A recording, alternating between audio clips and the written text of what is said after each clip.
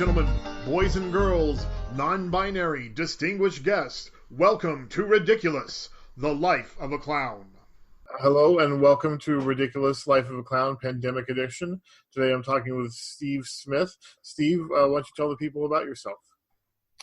Well, I'm here in San Francisco serving as creative director at Circus Center. And my main duty is to curate the cabaret series.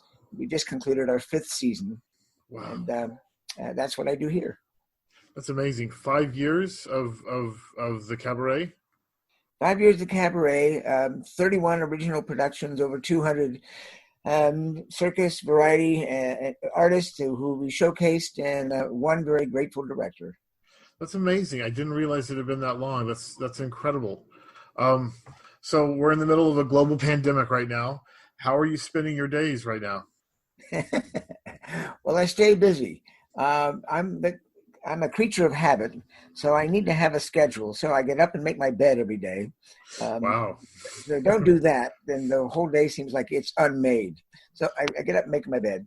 And then I have, duties. I do have Zoom meetings, including Zoom meetings with my family, so that we can stay in touch and look at each other at least.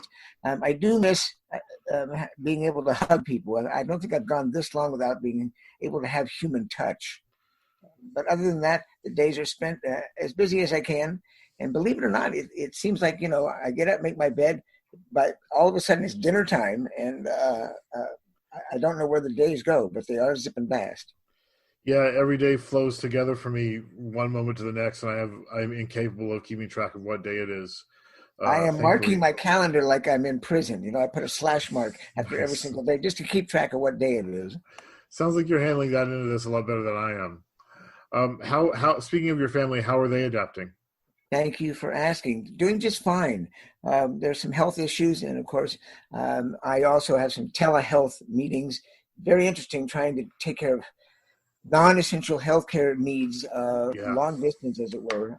But we're adapting. I mean, it's a new world. My partner and I have been sick for a couple of weeks and are starting to get better. And the hope is that it was COVID and that we just got the light end of it and it's going away. But there's just no way of knowing without, not without the testing, that's for sure. Well, I'm glad you're better. Yeah, we're slowly getting better. But she's in bed right now. She's not feeling super well. So speaking of Zoom, which we're doing this on Zoom right now, how are you staying connected to your social support network, the people in your life who give you those hugs? How are you connecting with them and getting the social support that you need?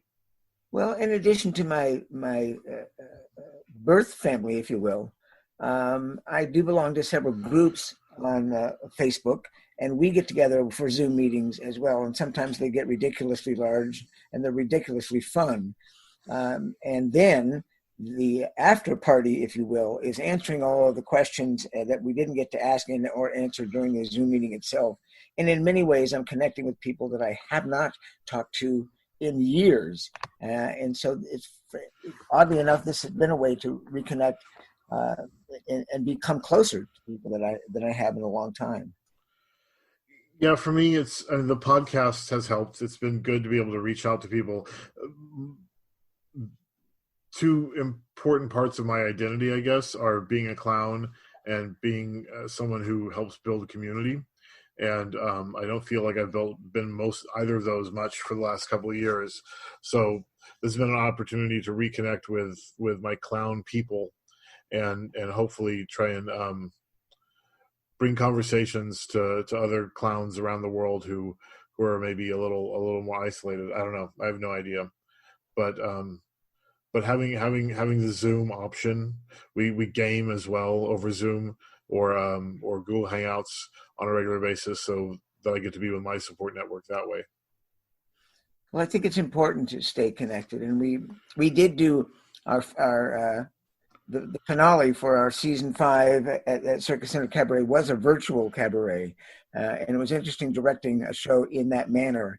It was actually more work to get all of the individual video pieces from all of the artists and members who were part of the broadcast, get them edited together and make it look not seamless, but may at least elevate the production quality so it looked like it was a little bit better than just sitting in our bathrobe in our living room.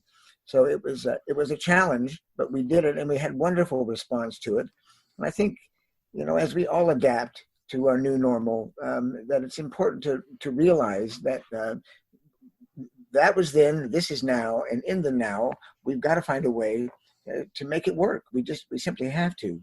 I have a friend in New Jersey who entertains in the middle of the street. He lives in very close-knit neighborhoods. So he goes in the middle of the street on his giraffe unicycle and juggles and with a little boom box and goes from street to street in those neighborhoods. And the kids sit out on the front porch and he puts on a show that way. And I just admire that so very Oh, much. I that's think amazing. wonderful solution.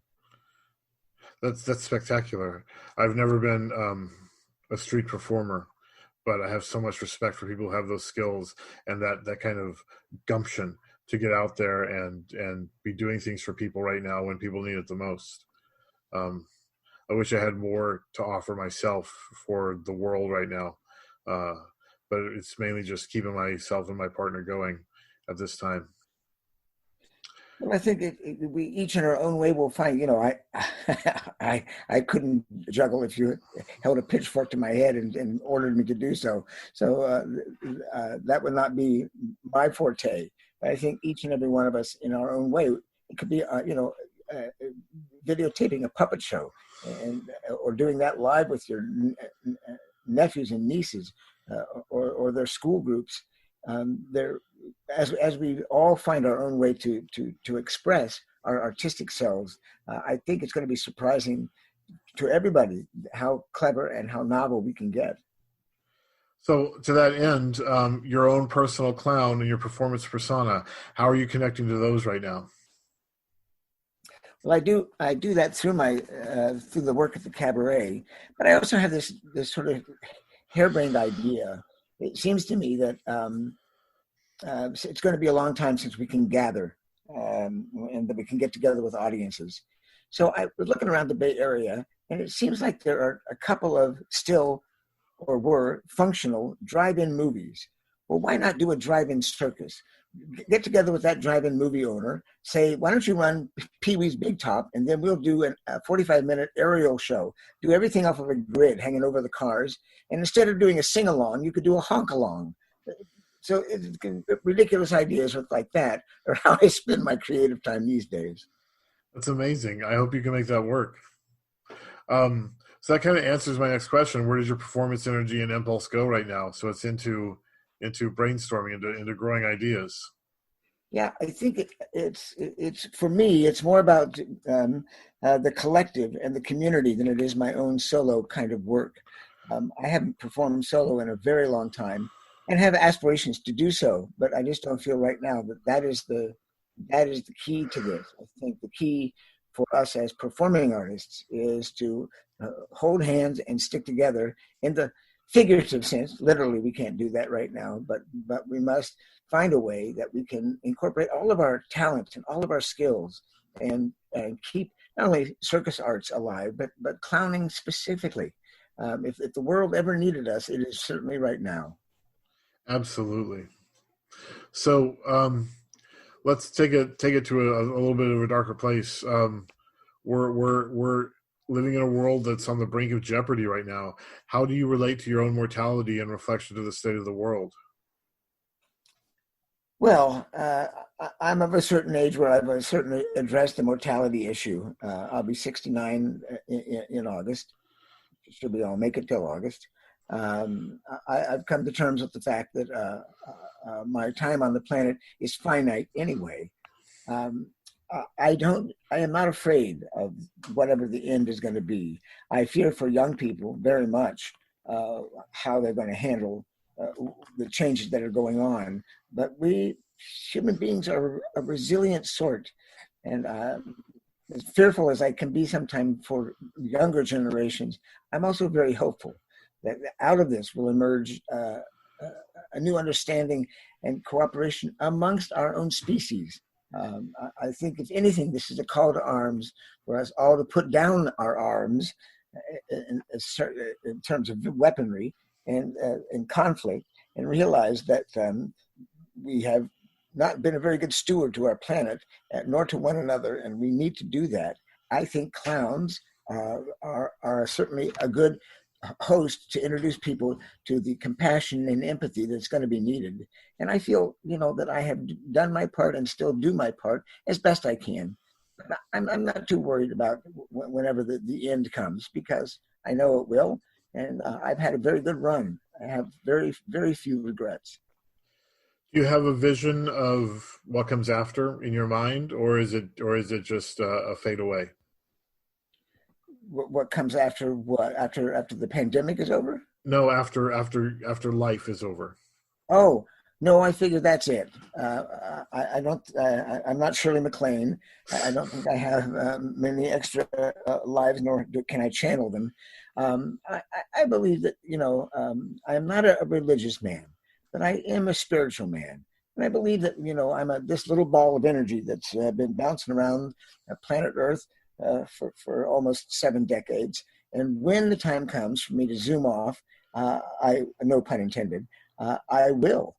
In the form of energy, and that energy will go back to the universe and get used in whatever way it's needed to, and hopefully in a positive way. I like to refer to myself as a militant agnostic, but but I had some experiences in my youth that gave me a very vivid glimpse of what I consider the afterlife to be, and to share that with you because I get to do that because you're a captive audience. I think there is a Godhead. There is a universal consciousness that exists that is not even aware of us, and that we are all tiny fragments of its perspective, and that everything that exists is one tiny fragment of the perspective of one entity, and that when we die, that eye closes and we return to a universal consciousness. But again, it is so completely separate from what we are and what we experience as to be utterly alien, and have no bearing on this life. But I do feel in that way we all continue in some form to be, but as well as every single entity that's ever existed and ever will, all in one great big ball of universal consciousness. That's probably pretty bored most of the time, because it's the only thing that exists, and so it spends a lot of time fragmenting off into little tiny pieces like us and cockroaches and eagles and so on. That's my deep metaphysical thought for my life. That's as heavy as I get. I think it's important for everyone to come to terms with how they feel and what they believe. It seems to me that the pandemic and climate change proves the point that we are all part of one organism, that the entire planet is one organism. Plants, animals, us are interdependent. And the sooner that we come to our senses and realize that, the better chance we have as a species to sticking around for a while. Absolutely. Well, before I let you go, any final thoughts on getting through right now and what's going to come after the pandemic, how things are going to get back together? Well, I don't have my crystal ball with me, and I have some gifts, but clairvoyance isn't one of them. I try to urge myself every day not to fall into despair, because that's a very dark place, and it can sap the energy and positivity right out of your soul.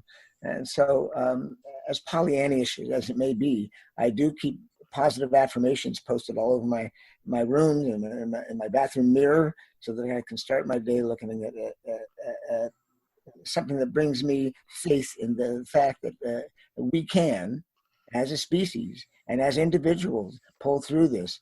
We must remain positive and hopeful. That's amazing. That's wonderful. Steve, thank you so much for your time today. It's always so good to get to talk to you and to get to see your face, and I miss you very much. Abraham, I miss you too. You look wonderful. Please take care. We'll talk again soon.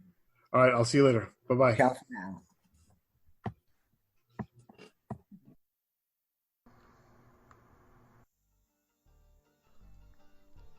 Thank you for joining us today on Ridiculous Life of a Clown. This program, as always, is made possible by your support through our Patreon, which you can find through www.picklewater.com.